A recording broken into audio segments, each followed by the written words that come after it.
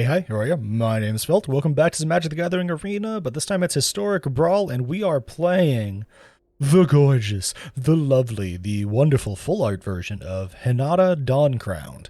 Hinata Dawncrowned is a Jeskai commander who specializes very well in spells that target a lot of crap.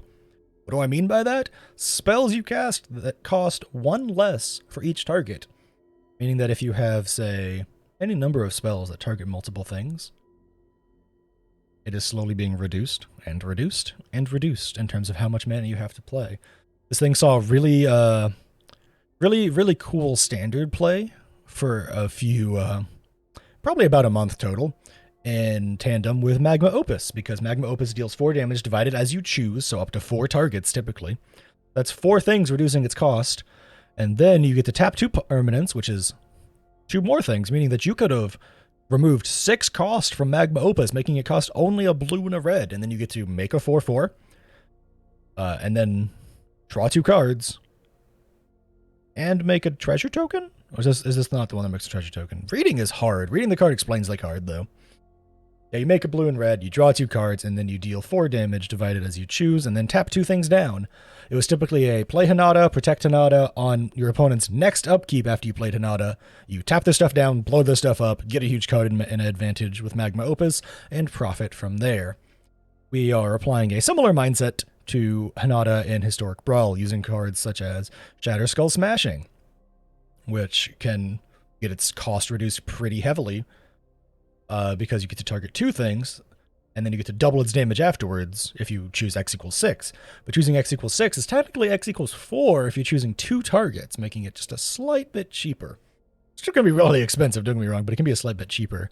You also throw in some stuff like Meteor Swarm, which can be divided up amongst a bunch of stuff to make it cheaper. Indomitable Creativity to go into your deck and hit random artifacts or creatures, which sometimes doesn't always work out, but you can sometimes hit some really cool stuff. We do have some interesting cards in here. It's mostly hitting something like Jin-Gitaxias, though, in order to get him out for kind of cheap. We also just have lots of really big value engines in this deck. We have lots of good planeswalkers like Narset and Teferi, and the new Chandra that doubles instants and sorceries, which is pretty cool. Combine that with, like, I don't know, Magma Opus, Auron's Epiphany, Lead the Circuit, Karn's Temporal Sundering. You get a lot of ideas here. This deck's got a lot of controlling elements in it, though, because Hinata goes up against some pretty difficult decks in the queue, so you kind of have to. If you want to make the deck more efficient and effective and controlling in its own way, by God, you got to build it that way. Include your Devious Cover-Ups, your Rewinds, your Supreme Verdicts, your Reconstruct Histories, which target, by the way, meaning that this could be just a red and a white for sorcery speed. Ooh. I haven't even talked about the craziest thing about Hinata yet. Spells your opponents cast cost 1 more to cast for each target.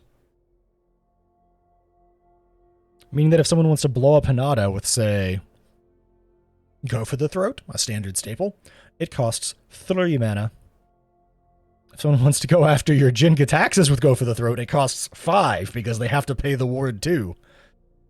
Had someone do that in one game as I was testing out this deck, and I was mind-boggled that they did it, but hey, Jin is pretty scary. But either way, that's the deck. Let's hop into some gameplay and show off how powerful this can be. Opponent is playing Helia the Suncrown going first. We have a 2-lander, so we mull. A 3-lander, so we cry. But I don't want to keep anything less than 3, honestly. I guess we play this, and then we're just kind of in prayer mode, actually. We are in prayer mode central. We need our 4th land. Our opponent gets to play Heliod very early, or Soulmender quite early as well. Oh, thank goodness.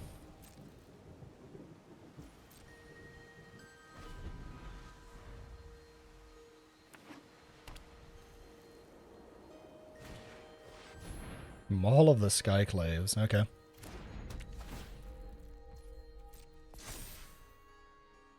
Do we just take that? I think we do. I think we take that and then we Shark Typhoon in order to just, like, have a little 1/1 for a different turn. And then we just play Key to the Archives. No, we don't. We don't play Key to the Archives. We vibe. We have Wash Away in hand. I want to be able to wash away Heliod.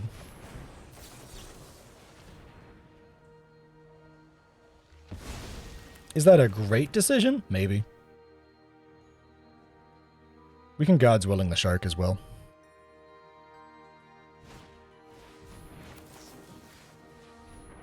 We need it pro-white so that it doesn't die. And we want the Scry. That is a very not good card here. Scroll's Hive, a little scary. We do have Supreme Verdict to kind of help us out here. Just play that. Mana ramp! Mana ramp! We is mana ramping. Demonic Tutor so we can go find, like... Oh, I don't know. Farewell, perchance? We could hit artifacts to blow that up as well, but yeah, we just really want Farewell here.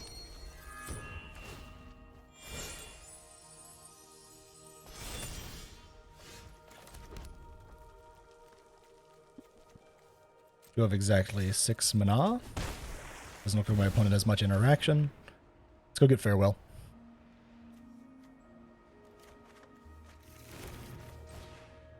Creatures and enchantments. Or an enchantment, right? Yeah, okay. And we don't. They can keep all of the Skyclaves. It costs 4 mana for them to re-equip it to something. Ira Dawnbringer. Let's go ahead and Expressive. This in hand. Way. There.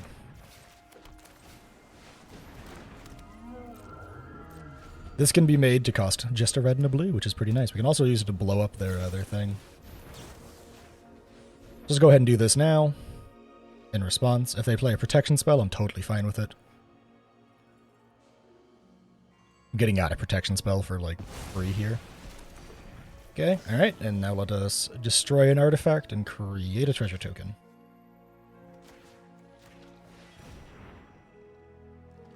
Just getting all the value here. And they scoop. I don't quite know why they scooped. I wonder what they had in hand. I mean, I guess it was the classic Heliod cost 7 problem. And they just gave me card draw.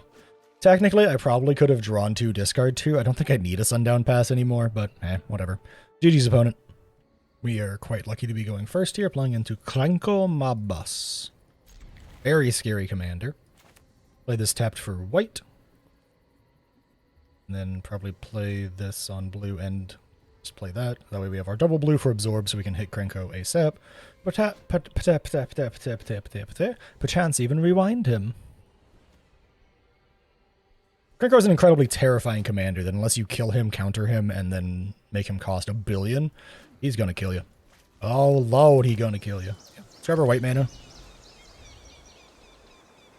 Then we will slowly work towards double blue.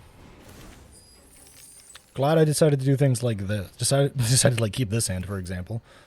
Unless they're gonna play a creature. Okay. Do we just Faithless Looting? I don't think Defabricate will be very good, so let's just Faithless Looting. I think Defabricate and Rewind are a little slow here. Yeah, the only reason my opponent can play Krenko is this upcoming turn here.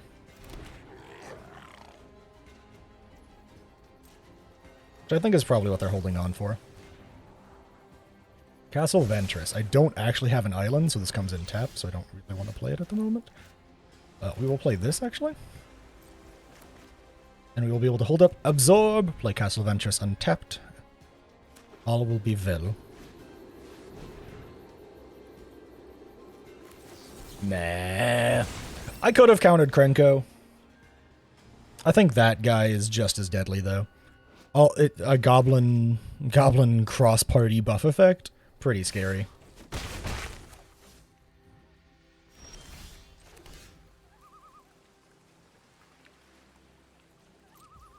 I think technically this counts Krenko here?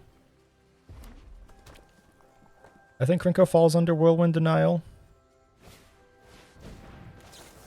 No siree! Goblin Matron's terrifying. They just get a free goblin. That was a top deck. This wasn't even like a lucky anything. That was just a plain old top deck. Krenko's 3 power, so we can go ahead and slam Chromatic Lantern here. I think they're really upset, because I think I just saw them hit nice like 3 times in a row.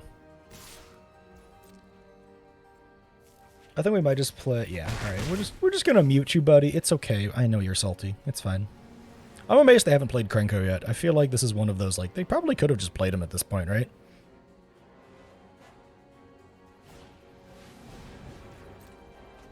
Discarding a Reckless Ringleader. Interesting. Teferi probably dies if we play him.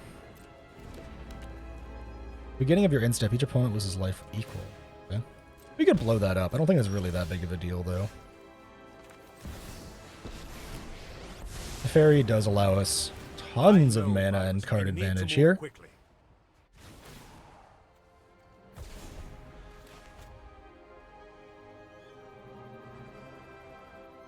Indomitable Creativity, not exactly what I was hoping to find. I'm still shocked they haven't tried to play Krenko. I think I've, like, scared them off.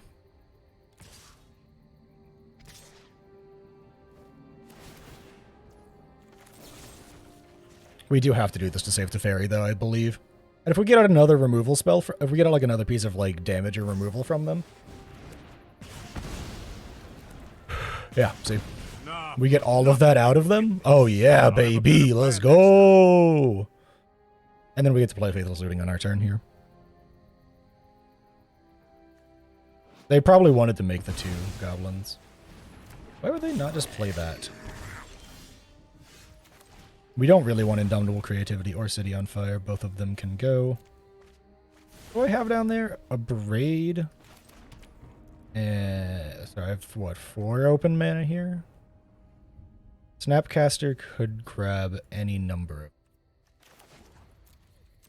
I think most importantly, he can just flash in, grab a Braid, and blow up Krenko. I think that's the most important thing here. Arcane Signet. Are they just, like, scared to play Krenko? Is that it? Is that, like, the whole everything? Are they just scared to play their commander? Like, I get that, like, you kind of gotta play safe with Krenko. You really want to, like, you gods, I'd...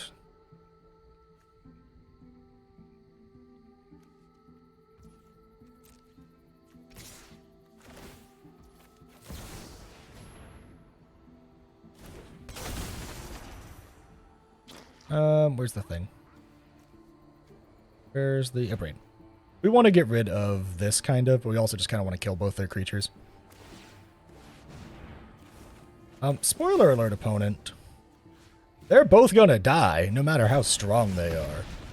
They do get to look.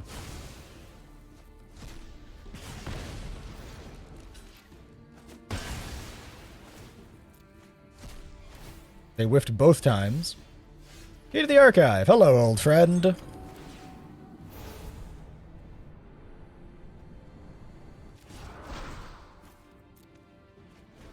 Bit of a weird one.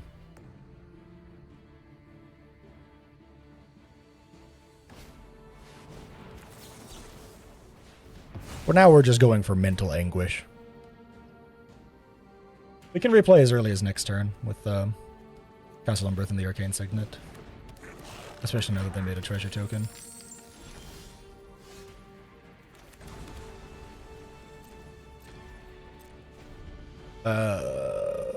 Let's think. What do we want to do here? They can just slam Krenko if they really want to. I think it's probably just the play, right? I'm literally empty-handed. Let's do this so that we stop holding Prio. Ooh, spicy. Then we will upkeep, stop ourselves to maybe do it again. You know what? Let's not. Let's just draw the card.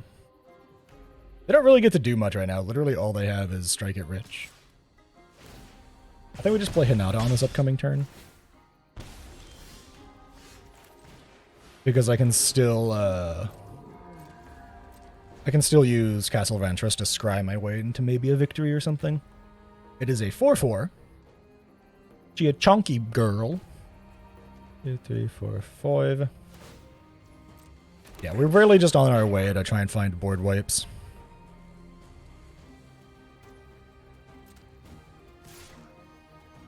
This makes me think they have, like, a burn spell that does, like, I don't know, 3 damage or 2 damage, perhaps. We'll trade. Or will we? Nah, let's not trade. Not worth it.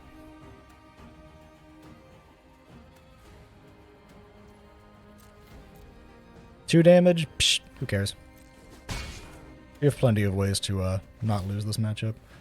Alright, they're in step. Let's go ahead and scry 2. Hunt for something cool. May chance a board wipe. Sublime Epiphany. Ooh, spicy. Alright. Let's play our own goblin. Sublime Epiphany is like a 2-mana counter copy bounce. Do a million things simultaneously spell.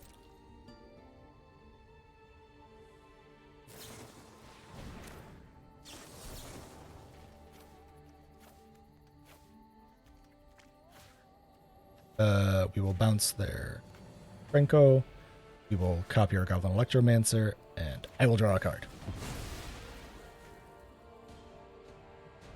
Them having to replay their Krenko means they can't, like, just kind of go as ham as fast.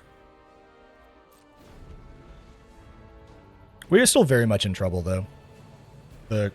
You're currently witnessing why Krenko decks are so scary. They can just do so much so fast.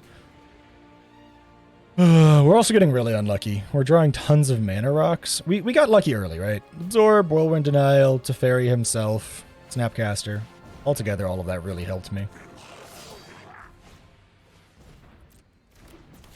They can pump Krenko, or they can make Krenko have haste so that they can draw something. Or so that they can make more Goblin tokens.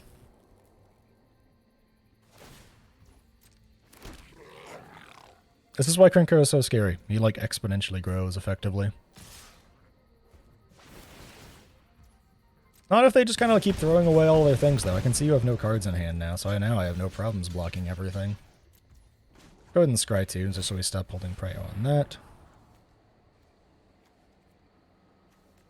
They're not good enough, you know? They're not good enough.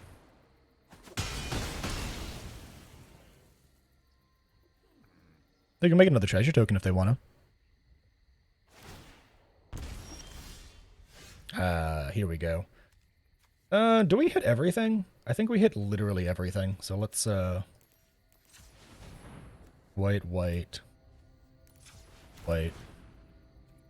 Creatures, enchantments, artifacts, and graveyards. Everything must go! This is a fire sale.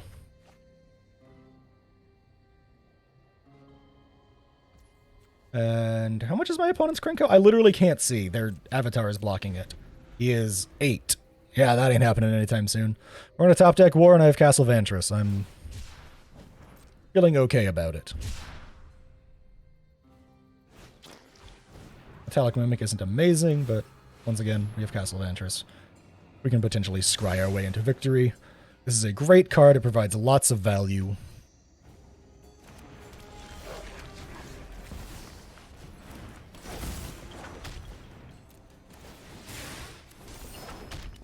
We will upkeep stop on our own turn so we can scry away bad stuff with Castle Vantress. They just whiff. They just whiffed super hard. We'll go ahead and scry 2. Hunt for some cool answers, mayhaps. Not those! Draw. Narset, you're trying your best, honey. Finally something good! That is not... Wow, we are whiffing very hard right now.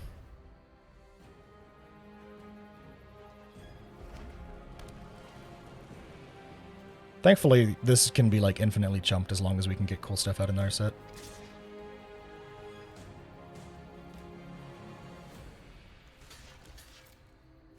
This also is just, like, +1/+0. Doesn't really do much for them. I have Narset, so I can do this. Take an extra turn. I don't know if this will be enough to save the day, but it'll be nice. They do get to, like, look at some stuff there, but... Who knows? We could maybe find an answer right here, right now. Keep an open mind. Mind Stone, I guess. We can use it to draw. Get some prowess rolling. Pretty nice.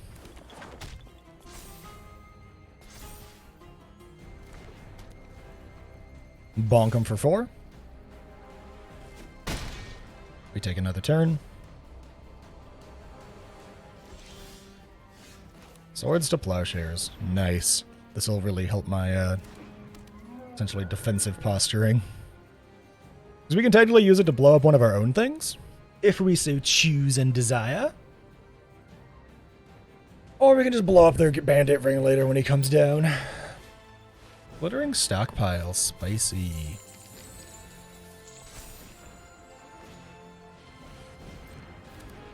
It also depends on what they reveal here. Did they hit anything?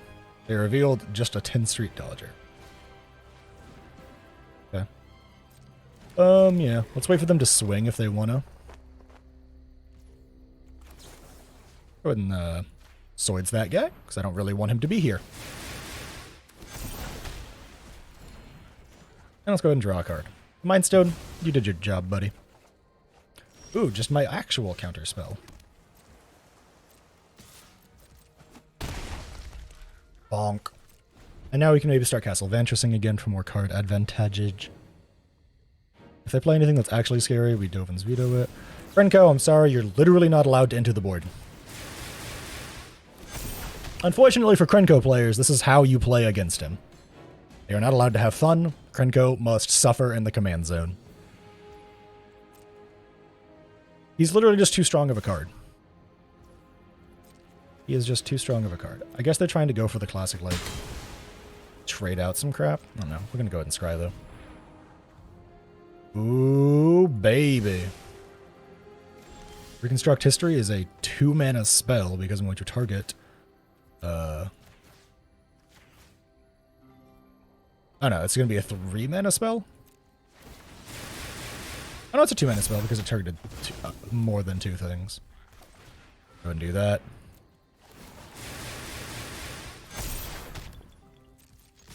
Go ahead and bonk him one. Almost lethal. Unironically, we could have let Narset die and then gotten lethal, I think. Narset is probably preventing them from finding answers, though. We can play both Dovin's Veto and Counterspell here as well.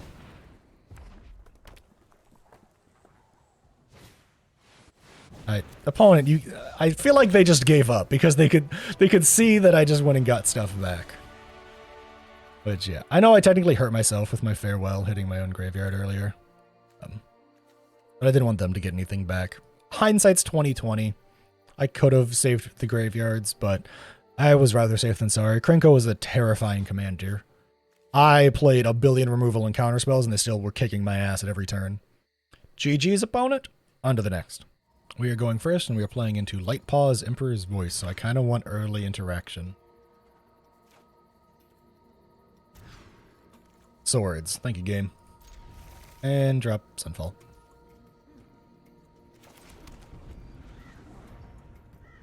Why do we want early interaction? If Light Paws Emperor's Voice is allowed to exist, you lose. This is not a joke. This is not an exaggeration. This card is terrifying. It's kind of the same as Krenko, which I'm sure you just watched, assuming I edit these in the order that I record these in. Hopefully Initiate, not scary. Play this tapped, because why not? Let's play Gutter Snipe, actually. Gutter Snipe's a nice little 2/2. And it makes it harder for my opponent to do a lot of stuff. I'm going to assume they have a protection spell over there, and that's why they did things in that order. However, this is going to allow me time to vibe. Never mind, maybe they don't have protection over there. Alright, well I'm just going to hope that they don't give Light Paws Shroud somehow. Getting things out like this, though, really makes me excited, because if Hinata lives, unlikely but possible, but if Hinata lives... As lifelink? That's it? Okay. But that's a 3-drop, meaning they can go get literally whatever they want off of it, right? They can get literally whatever they want. Unfortunately, I believe we need to do things like this here. Goodbye, Light Paws. You kind of have to. I was very much hoping that they would not, in fact, do crazy things with Light Paws, and it looks like they did not. We might be able to pull off a W now because of Sublime Epiphany being just so damn good. Super cheap, makes a Gutter Snipe Bounces a thing, draws me a card. Counters Linvala. I'm trying to think. Oh god, this is so hard to read. It's return non-land permanent to its owner's hand. I will bounce the Hopeful Initiate. We'll copy the Gutter Snipe, and I will draw a card. And countering this Linvala Keeper of Silence, real good. Real damn good. You will sack this and draw a card. We kind of hit a little land pocket there, so I kind of wanted to. We can swing it all in. Why not? Opponent can replay the Light Pause, the Emperor's Voice. We do have a Shijiri Shelter, which can help us do some shenanigans. Technically speaking, I believe... Okay, never mind. I was gonna say, is this target creature or target creature you control? It's target creature you control. Alright, let's go ahead and seek a non-land. A Braid! That's a pretty good one. We search the library for an enchantment card, reveal it, shuffle, and put that card on top.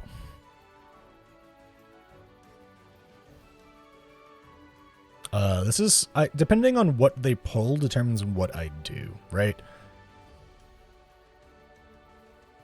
If they pull up something that gives, like, Shroud, perchance, or something similar, or, like, Hexproof, or just an Elspeth Conquers Death,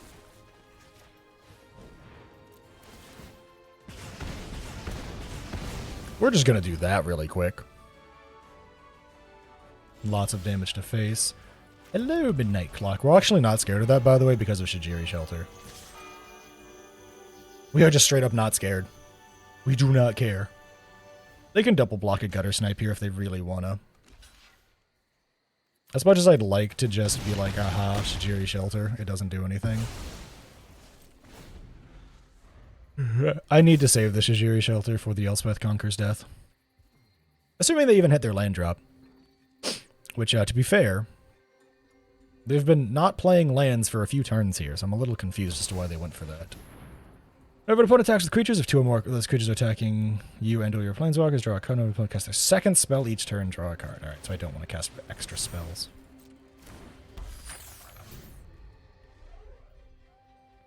I kind of just want to hang back and vibe, which is, like, exactly what I want to do in this deck anyways.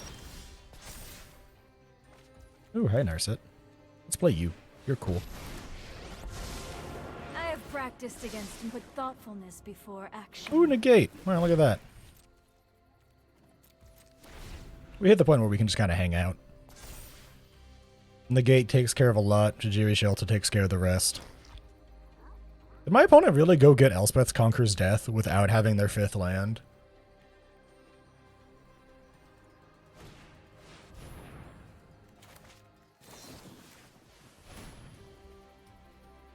Because, you know, that is in fact a choice.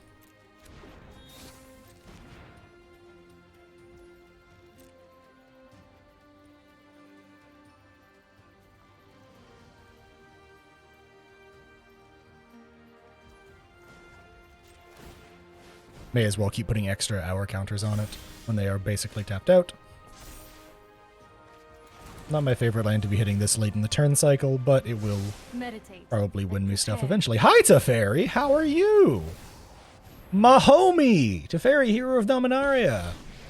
You can go tuck yourself, Commander. Right on schedule. Let's skip to the good part. Hi, Dovin's Veto. And now as a result of that, we can untap 2 different blue sources, so we can hold up 2 different counter spells. They don't know that, but I do! Can they finally play Elspeth Conquers Death? Look, here's some advice for you, dear viewer.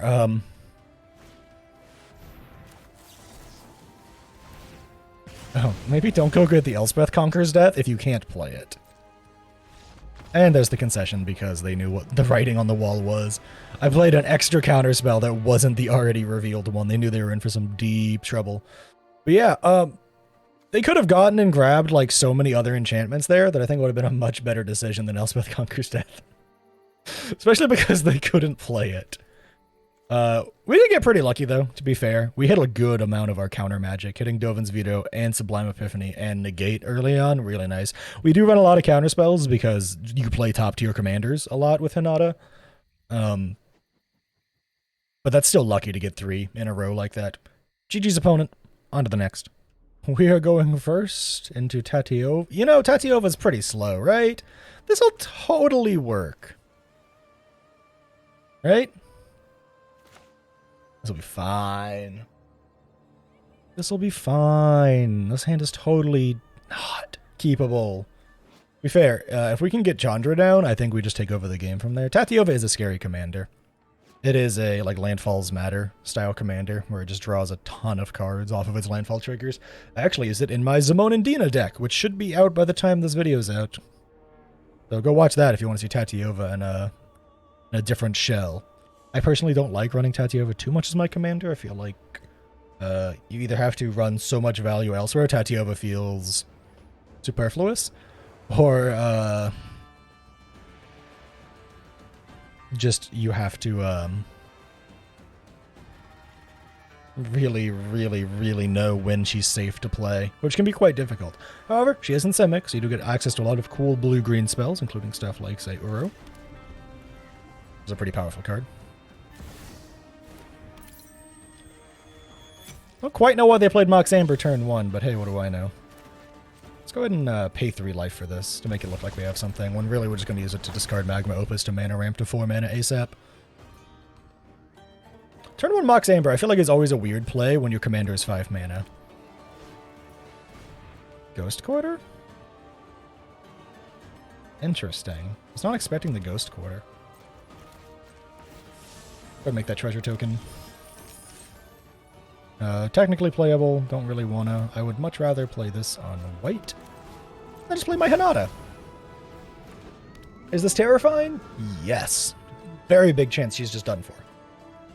But if she lives, oh baby. We actually don't have triple red for this because we played this on white. Yo, let's go! Hinata turn 3, enough to scare off the competition. Little did they know I had a 6-drop, a 5-drop, an X-drop, and an unplayable card. Woo, woo, woo, woo, woo. Let's go. GG's opponent. On to the next. We are going first, playing into the Scarab God. Typically just the mere control pile. Turn 1 Esper Sentinel is pretty good into this. And I hope I draw a red source now, but turn 1 Esper Sentinel is really good into this because they probably want to play a lot of value-y cards. I don't want to play it as well because I would rather have the red mana, you know what I'm saying? Interesting. I'd rather have the red mana so I can Expressive Iteration ASAP, but we'll see. So the free card, I appreciate it. And Magma Opus. I can't do it, can I? I can't discard this. Man, I've gotten really unfortunate so far, huh? I'm a little confused by the Rogues class, but hey man, you do you. We can Swan Song any number of things they play. Not that. Yeah, I guess you get it. I finally get access to certain colors of mana now. Oh man, this is a really unfortunate start. The Esper Sentinel has provided so much value, though. This was obviously the right choice. So they're just going to update their rogue class? Interesting. Need to do this.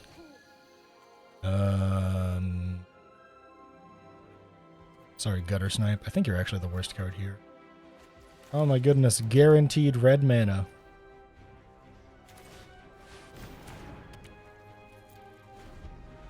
Double Vision will be really nice for something like Magma Opus if I can get Hinata down. I mean, you know, there's the question mark of getting Hinata down, but still. We can still just get massive, like, Expressive Iteration value, for example. Maybe finding exactly what lands we need to stock up our hand and yada yada yada. I clicked the wrong thing. I was double checking that it was just a Gutter Snipe down there, and it is. I wonder what my opponent's going to do. They haven't really played anything that, like, tells me what they're doing. Maybe they think I have a Pact of Negation. I don't run Pact of Negation.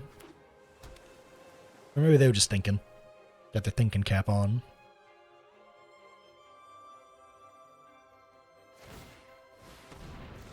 They're just gonna level that? Okay. I think because of that, we just kind of pass the turn here, because now we have an Absorb and a Swan Song. We actually can't play both of them, because this is tapped, but we do have both of them, which is nice.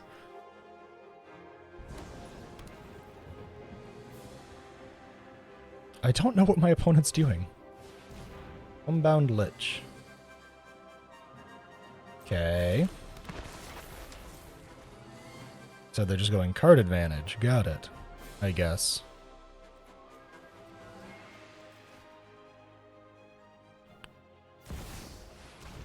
Oh, no, no, no, no, no. We don't do that around here.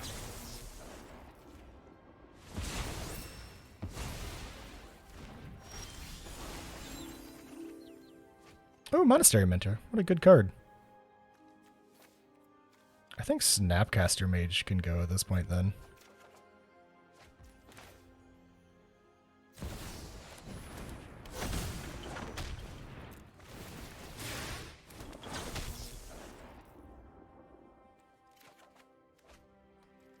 Throw that command tower into exile. Steam Vents into hand. Put the gate back in, and then just that basic land can get. Now we have a shelter and a swan song. As well as multiple creatures. -2, -2?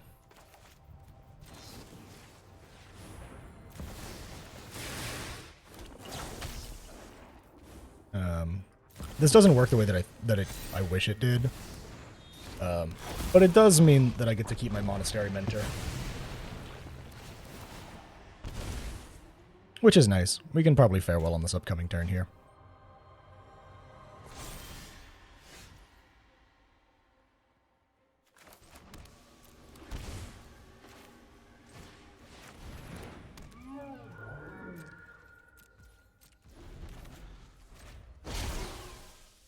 Math is hard.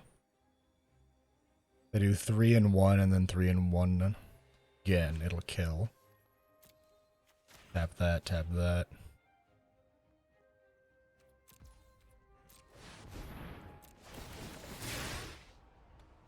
Doesn't look... I don't know if my opponent has access to that much crazy stuff here, but we just kind of have to go for this.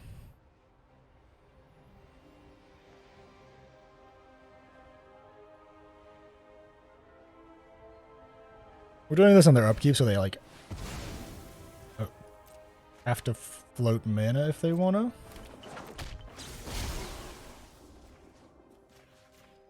And... okay. If they want to do anything at instant speed was going to be my sentence, but, guess they don't want to. Magma Opus is a really powerful card with Hinata. We could have technically done... We couldn't have done 3 targets, actually.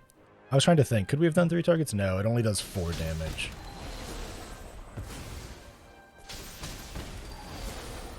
Does kill their thing, though, which is nice. And because we did it on their upkeep, I think it's technically like their rope that they have to deal with. Fuel decline. Overlay that. Mana ramp going on. We will place City on Fire, tapping you, and you.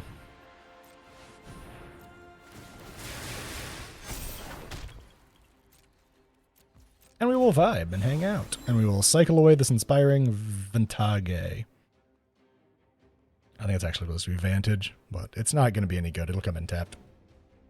We have 2 counterspells still. We're feeling pretty good in that front. One of those counterspells makes them pay 3, and if we will probably end up casting it first on anything. Oh, look at them triggers, baby! They cannot pay for it, because they will need to pay 6 mana. They only have 4 mana open.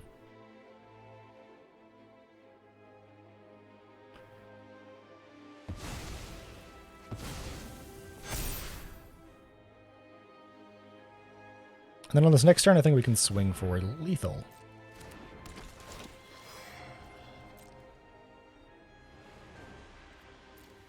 I don't care. I don't really care here, because I don't think you have a way to kill me. And I'm pretty sure I have a way to kill you. 2 damage. Take a treasure token.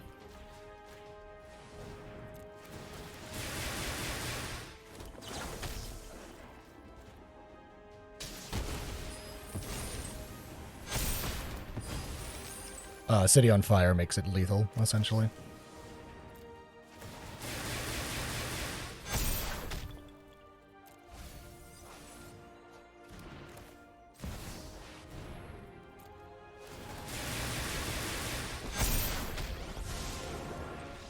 No, I was gonna swing! I was almost there! Wait, no! I'm so sad. I was just trying to make sure I got it. I think I didn't need to hit that last one. But yeah, this is a source you control deals damage to a permanent or player. It triples it. That's 16 times 3. 20 times 3. 25 times 3.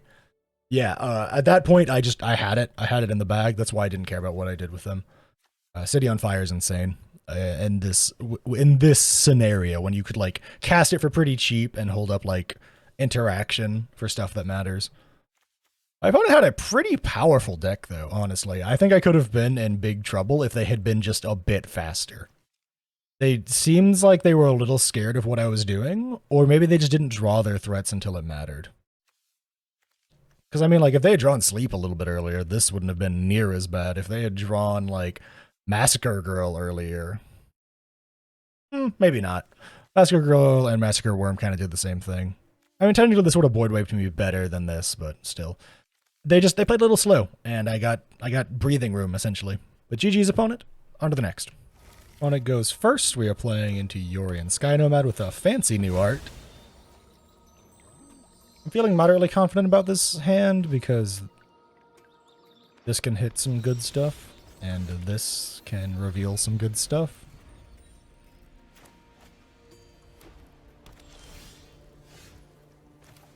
We'll do this and name red, so we have double red for Chandra. Otherwise, we don't have double red.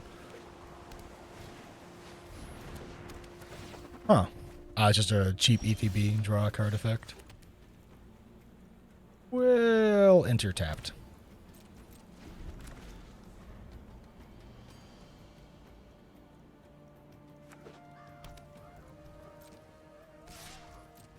Doesn't look like my opponent has too much that they're wanting to play right now. Doesn't look like they have too much that they're wanting to play. I don't know if it's just like Field of Ruin maybe holding up their prior over there. I don't know. They just clearly don't want to play anything, huh? Let us try and... You know what? I don't really want to do anything. I don't mind taking 1 damage a turn here.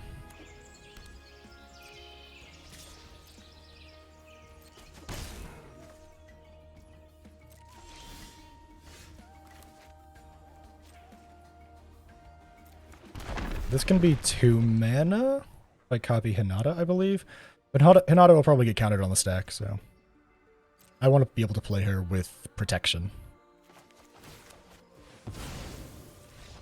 Did they just scoop? I am very confused. Did they click the wrong land and then just go, oh crap? They would have drawn a card. They controlled an artifact. This is an artifact creature.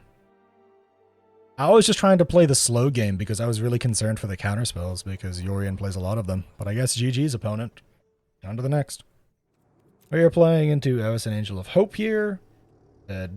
Probably go wide Angels Indestructibility, mono white good stuff style deck. This is a much better hand because we have the Farewell. Makes other permanents indestructible. You know what doesn't care about indestructibility? Farewell. Goodbye to your permanents. Is this hand good? No, not really. My opponent might just beat me down with random mono white weenies. That could be the actual game plan that they have. It could just be mono white weenies. Just something that I've seen a handful of times out of decks like this. I'm just gonna name my commander. I don't care. I'm not playing Hinata. You might think that's like a joke or an exaggeration, but no, I'm into a mono white deck like that. There's no reason for me to play Hinata. I need to play a different style, essentially. We'll be able to blow up their Mind Stone. What are they naming? Creature? Probably?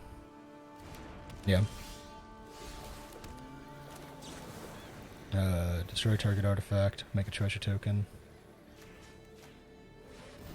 Especially when they missed a land drop, that is a really powerful play.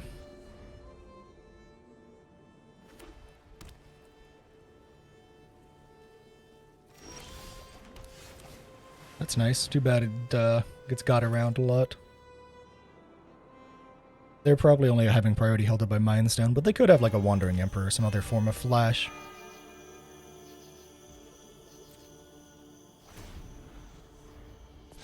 Could also be wrong. Could just be the Mind Stone.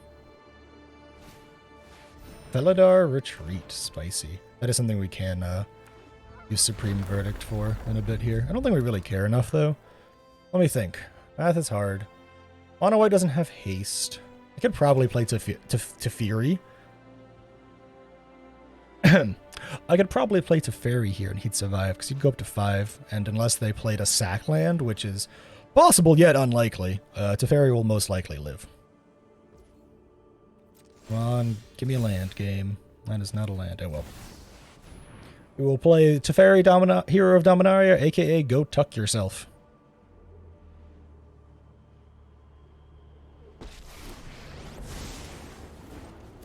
I'm not going to hold that thought.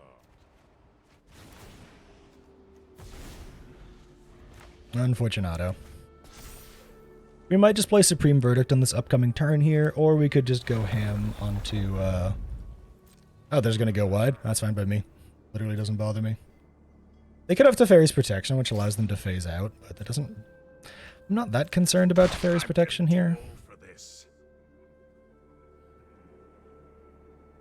I'm only concerned for Teferi's Protection once their commander lands.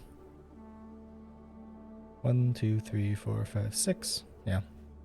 6 mana from my opponent. Easy Settle the Wreckage / Teferi's Protection mana.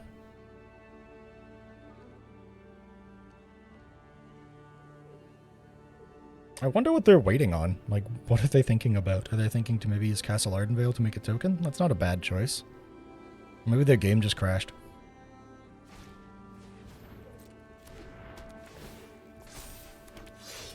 They were deciding to play Cartouche of Solidarity. They still have something over there. If it's a Teferi's Protection, we do get it out of them with Supreme Verdict, which isn't bad. Math is hard. I don't think we can Supreme Verdict and Counterspell with a Devious Cover-Up without Hinata out. Opponent, buddy, please, please, control yourself. I get it. You have a Mind Stone trigger. You have a Castle Ardenvale trigger, but like, just let me take my turn. Okay, can I go? It's my turn now. You're not a blue deck. You're not supposed to do this. All right, let's go ahead and draw a card. Keep up the pace. Ruv. And, well, we go for it.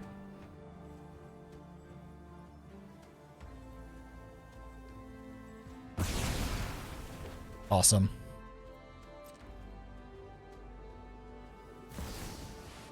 Okay. You started this fight, but I'm... Guards, to me! Why don't I just, like, play a creature then? That can chump block your little guy. Aha! I bet you didn't think I played creatures. They really mana typed him. Oh my lord, that's adorable. Teferi still lives, by the way. Unless they draw a land off the top. Which they could. I mean, if they draw a land off the top and then plus with the Wandering Emperor, Teferi dies here. Which is quite unfortunate.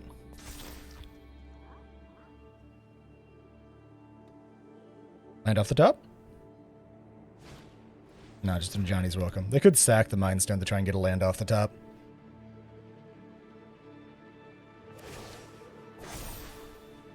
Strike fast and You really don't like Teferi, huh? Stop that now. I agree, Teferi. Stop that now. It's just the Mind Stone. It's literally just the Mind Stone. It's blowing my mind. Pun intended. Opponent, buddy, can you please pass priority on the Mind Stone? I get it. You're so proud. You have instant speed interaction. But can you calm down with the Mind Stone proc trigger thing that you are not passing prio on? Thank you, Jeebus. We'll go get a red source so we can work towards Indomitable Creativity to maybe make us find something cool. I doubt it. We can try. We do get to hold up Devious Cover Up, which will be nice. We can get back like our whole graveyard.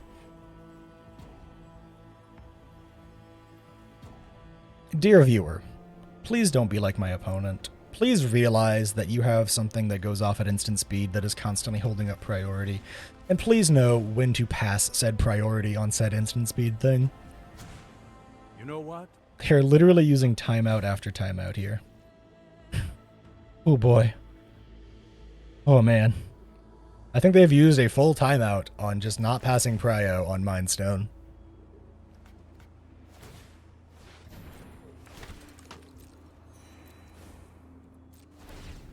I was literally just so desperate to get out of that turn, I was just mashing pass. They're a Paragon, oh no! You have literally nothing in your graveyard to play, do you? Oh no, they have Cloud Key. They do have something, but they can't play it yet. They could play the cartouche.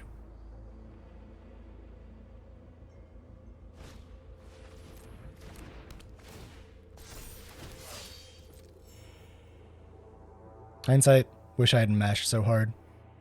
Oh well. We wait for them to do something.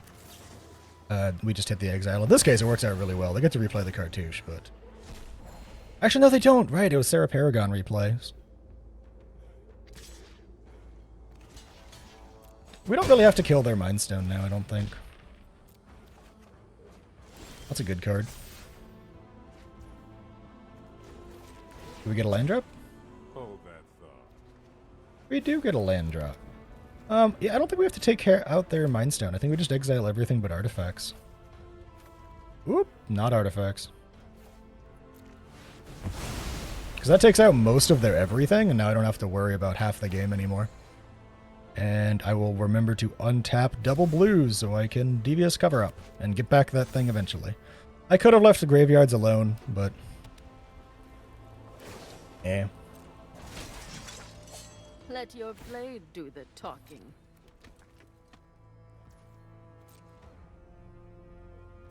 We will play our Chrome Host Seed Shark here. Who will be just a lovely addition to the roster. We will play Expressive Iteration here. Will allow us to incubate X.